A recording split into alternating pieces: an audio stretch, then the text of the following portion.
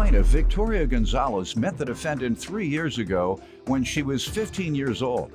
And Victoria soon discovered the defendant was dating a man twice her age, and she was pregnant with his baby.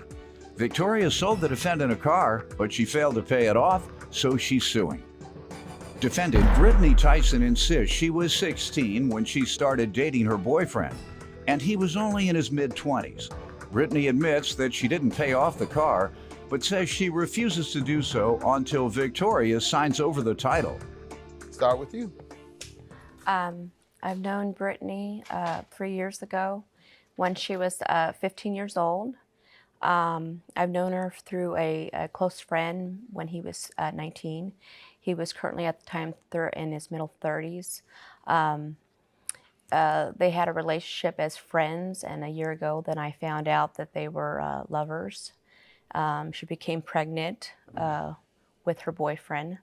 At the time, I lost a lot of respect for my friend that I had known for a while. How old was he, you say? 30 at that? He's in his middle 30s. She was 15. Your Honor, I was not 15, I was 16 for one. In the state of Nebraska, you can be 16 with parental consent. And for two, he is not in his mid-30s. Okay. He was in his mid-20s at the time. Okay. You want to give me some background on this young lady? Your Honor, I met her through him about 2 years ago. We haven't talked, we weren't like real close friends or anything.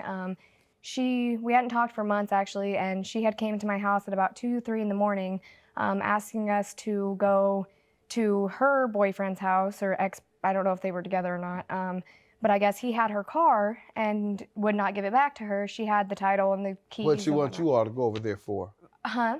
You say she came to the house in the middle of the night. Yes. Why did she want you all to go over there? She wanted us to go steal her car back because he wouldn't give it to her. So he went and did that. We got the car back and whatnot. The father of your child yes. went and got the car. Went with her, and they got the car back. She kept it at our place for a couple weeks. After that, she had asked us if we wanted to buy it. I had said yes. Okay, so let me allow her to tell me further. We talked for months actually, and she had came to my house at about 2, 3 in the morning, asking us to go to her boyfriend's house. I guess he had her car and would not give it back to her. She had the title and the keys. What she want you all to go over there for? She wanted us to go steal her car back because he wouldn't give it to her. Defendant Brittany Tyson bought a car from the plaintiff, and she claims she was forced to call the police after the plaintiff stole the plates off the vehicle. Tell me about the car, ma'am. Okay, it was an agreement verbally that this car was going to be sold for $400, and she paid me $100. And later on, she said she was going to pay me the rest of the money. Did she say when? How long did you give her to pay? She said she was going to give me around $200 in 2 weeks. Mm-hmm. Did she? And that never happened, and then after that, it became excuse after excuse why she wasn't going to pay. And then I have text messages saying, basically proving that she was going to pay me. And then it got to be where I have $100 for you, but then somebody stole it. I had suspicion that maybe that money was probably spent on some drugs because her boyfriend is been in and out of drugs. And so I had suspicion that maybe that money was stolen by him. And what, are you just imagining this? It's not just imagining, he's been. Well, I've been to jail, so if something come up missing over there, you think it's me that stole it?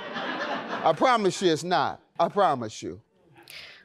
Well, anyways, Your Honor. So the money she owes you, not money that came up missing at your house, money that was stolen out of your purse, the money that she owes you. She owes you the money for a loan, and your conclusion or suspicion, you even throw it out there, I think he stole it from her to buy drugs. The man might be in rehab. She throwing the book at you. You better tell me whether you owe this money before you get the whole encyclopedia thrown at you. Now, do you owe this money or not? I better get you out of here because you're not going to be anything to anybody. If I let her keep getting you, you won't have a job, you won't have a boyfriend, you won't have relatives. They'll be gossiping and whispering and everything. Go ahead. Your Honor, we did You have owe? a verbal agreement of $400. I had given her $100. She had given me a bill of sale for $100, stating that I had bought the car for $100. Our agreement was for 30 days she was going to keep the plates on the car, and so that until I could get the title, and then that way I could go, register it in my name. Okay. So the $100 she said she sold it to you for, you all just defrauding the government. But go ahead. People do that all the time. But it's fraud, so folks should know when they go to the DMV or the Secretary of State or whoever licenses car titles and you tell them it costs less than it did, you're committing fraud. People do that to get the tax reduced. So there you have it. Right, Your Honor. I did it too, but I didn't know it was fraud. I was young and I didn't know. But I'm telling you all now. Yes, Your Honor. Our agreement was for $400. There was never a set time on when I was going to actually pay her. I told her I could, I'd give her money when I could.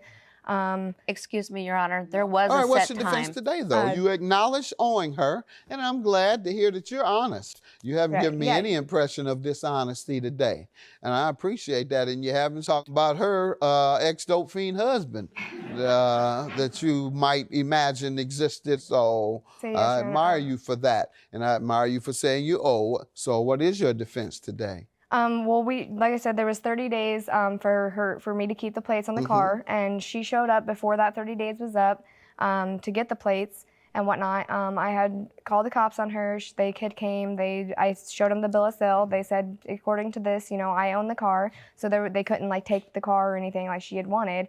So they had given her plates and insurance and whatnot. They told me that they couldn't make her give me the title since it was a civil lawsuit. The cops had left and whatnot. Where's the car now? In my driveway.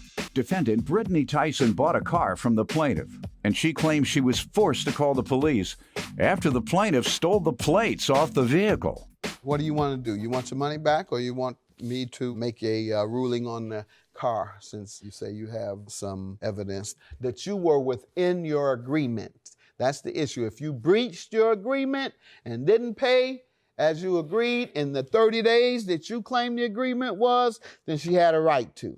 If you didn't violate your agreement, then she doesn't have a right to come and take it. So you can either allow me to see whether you violated or she took it prematurely, or you can say, just get your money back and give her car back. Right, Your Honor. What you want to do?